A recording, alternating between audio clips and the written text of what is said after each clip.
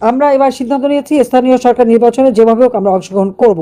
কাজে সেক্ষেত্রেও আপনাদের সহযোগিতা দরকার। আওয়ামী লীগকে নির্বাচন করতে দেয়নি, কেন দেয়নি জানেন? ওদের ওই গোয়েন্দা সংস্থা বলেছে আওয়ামী লীগ যদি নির্বাচন করে 53% ভোটার ভোট দেবে, বিএনপি পাবে 24% আর জামাত পাবে 11%। চক্রান্ত করে আওয়ামী লীগকে মিথ্যা অপবাদ দিয়ে আওয়ামী লীগকে নিষিদ্ধ করে, কিন্তু আওয়ামী লীগ নিষিদ্ধ করতে পারে না। হাইকোর্টের রিট হয়েছিল যে আওয়ামী লীগ নিষিদ্ধ করার, সেই রিট পর্যালোচনা করে হাইকোর্ট বলে দিয়েছিল আওয়ামী লীগকে নিষিদ্ধ করা যাবে না।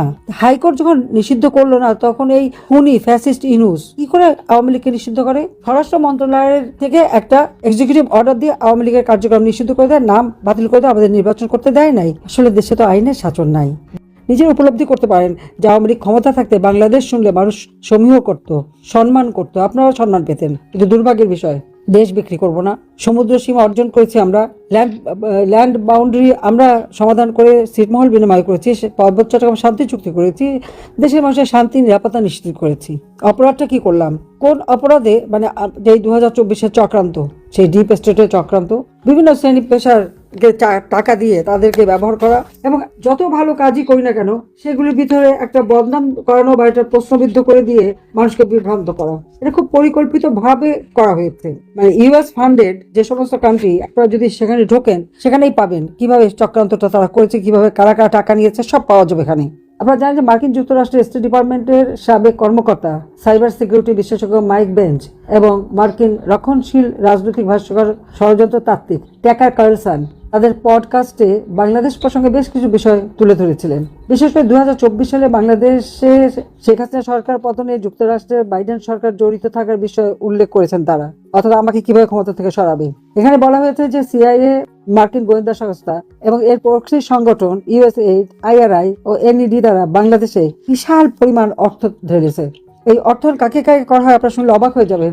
মিডিয়া, অর্থাৎ সোশ্যাল মিডিয়া, ইলেকট্রনিক, প্রিন্ট, সাংস্কৃতিক কর্মী, র্যাপার, উদ্যোনী গোষ্ঠী, হিজড়া, সমকামী, ট্রান্সজেন্ডার, র্যাডিক্যাল গ্রুপ, জঙ্গি সংগঠন, সন্ত্রাসী গ্রুপ, সোশ্যাল মিডিয়া, ইনফ্লুয়েন্সার, শিক্ষক, শিক্ষার্থী, একই সাথে আইন শৃঙ্খলা রক্ষাকারী সংস্থা, সশস্ত্র বাহিনীর সদস্য, সকলকে ব্যাপকভাবে অর্থ দিয়ে আমাদের বিরুদ্ধে অপপ্রচার শুরু করে নানা ধরনের, এবং এই অপপ্রচার করে করে মানুষের মধ্যে একটা বিভ্রান্তি সৃষ্টি করার চেষ্টা করে।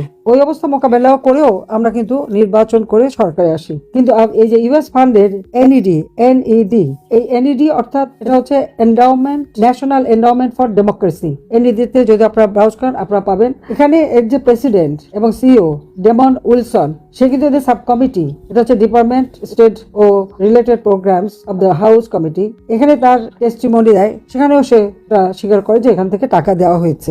এইভাবে চক্রান্ত করেই আমাদেরকে ক্ষমতা থেকে হটিয়ে দেওয়া হয় বা এ করে। আমি তো জানতাম না যে আমি কোথায় যাচ্ছি, কারণ আমি দেশ থেকে কখনো আসতে চাইনি। আমি কখনো, ছাত্ররা আন্দোলন করেছে, তাদের উপর কোনো গুলি চালানোর হুকুম দেয়নি।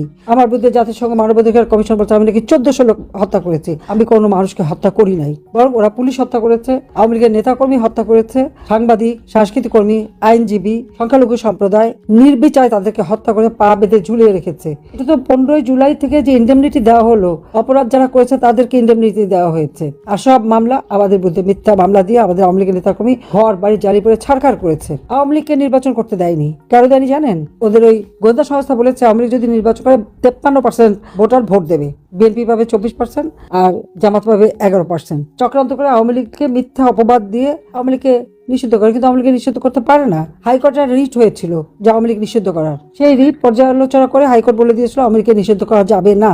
হাইকোর্ট যখন নিষিদ্ধ করলো না, তখন এই খুনি ফ্যাসিস্ট ইউনূস কি করে আওয়ামী লীগকে নিষিদ্ধ করে? স্বরাষ্ট্র মন্ত্রণালয়ের থেকে একটা এক্সিকিউটিভ অর্ডার দিয়ে আওয়ামী লীগের কার্যক্রম নিষিদ্ধ করে দেয়, নাম বাতিল করে দেয়, আমাদের নির্বাচন করতে দেয় নাই। আসলে দেশে তো আইনের শাসন নাই, বিচার নাই। বিচারহীনতা কিরকম? এই 12 ফেব্রুয়ারি যে নির্বাচন হলো, এটা একটা প্রহসন। আপনারা জানেন সেই নির্বাচনে ভোটারবিহীন নির্বাচনে 59% দেখানো হলো, আর যে ক্ষমতা আসলো কোনো পরিবর্তন নাই। বাংলাদেশের মানুষের কোনো পরিবর্তন আসেনি। দ্রব্যমূল্যের ঊর্ধ্বগতি, আইন শৃঙ্খলার অবনতি, বাংলাদেশে এই অনাচার যা ইউনূস করে থুয়ে গেছে, ওই তারেক জিয়া যে 21 হাউস গ্রেনেড হামলাকারী, 10টা অস্ত্র মামলায় সাজাপ্রাপ্ত, এফবিআই কর্তৃক দুর্নীতির জন্য সাক্ষী দিয়ে যে সাজাপ্রাপ্ত, সেই এখন প্রধানমন্ত্রী। এখন একইভাবে দেশ চলছে। আমাদের কথা অত্যন্ত স্পষ্ট। আপনারা অনেকেই এরকম অত্যাচারিত, নির্যাতিত হয়েছেন। যারা নির্যাতিত হয়েছেন তারা যেভাবে পারেন অনলাইনে হোক তাদের বিরুদ্ধে মামলা করবেন। এই মামলা যেমন ইউনূস সরকারের বিরুদ্ধে, আবার বর্তমানে যদি তারিখ যে বিএনপি লোকরাই তো বেশি করেছে, যাদের কাছে আপনারা চেনেন, বা ওএনসিপির যারা, তাদের বিরুদ্ধে মামলা করতে হবে। আর এদের যে দুর্নীতি, সেই দুর্নীতির মামলাও আপনাদের করতে হবে। তাছাড়া যে ঘর বাড়ি লুটপাট, অগ্নিসন্ত্রাস করেছে, সমস্ত মামলাগুলি আমাদের থানা নেবে না, কোর্টে নেবে না, অনলাইনে অথবা রেজিস্ট্রি করে করতে হবে। আমাদের কথা স্পষ্ট যে আওয়ামী লীগের নিষেধাজ্ঞা প্রত্যাহার করতে হবে, কারণ আওয়ামী লীগের নিষেধাজ্ঞা দেওয়ার কোনো অধিকার অবৈধভাবে ক্ষমতা দখলকারীদের নাই। আওয়ামী লীগ যত নেতাকর্মী বন্দী, সমস্ত রাজনৈতিক নেতাকর্মীদের মুক্তি দিতে হবে। মিথ্যা মামলা দিয়ে আজকে 1.5 বছর হয়রানি করছে, নির্যাতন করে করে কারাগারে একেবারে যখন মৃত্যু মুখে তখন নিয়ে এসে হাসপাতালে ফেলে রাখে।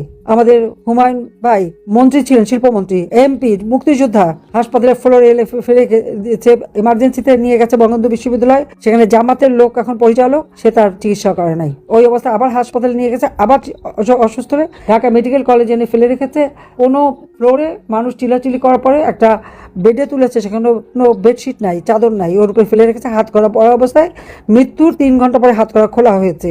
কাজে সকল মিথ্যা মামলা প্রত্যাহার করে সকলকে মুক্তি দিতে হবে। এবং এই দেশে কি ঘটছে আপনারা আপনাদের স্থানীয়ভাবে যারা নির্বাচিত জনপ্রতিনিধি, তাদের সাথে আপনারা তুলে ধরবেন, এটাই আপনাদের সবচেয়ে বড় কাজ। এবং আমাদের দেশ ভিতরে যারা এই যে দুস্থ নিগৃহীত, তাদেরকে প্রবাসীরা সাহায্য করে যাচ্ছে, আপনারা সেভাবে সাহায্য করবেন, যার যার এলাকায় করলেই হবে।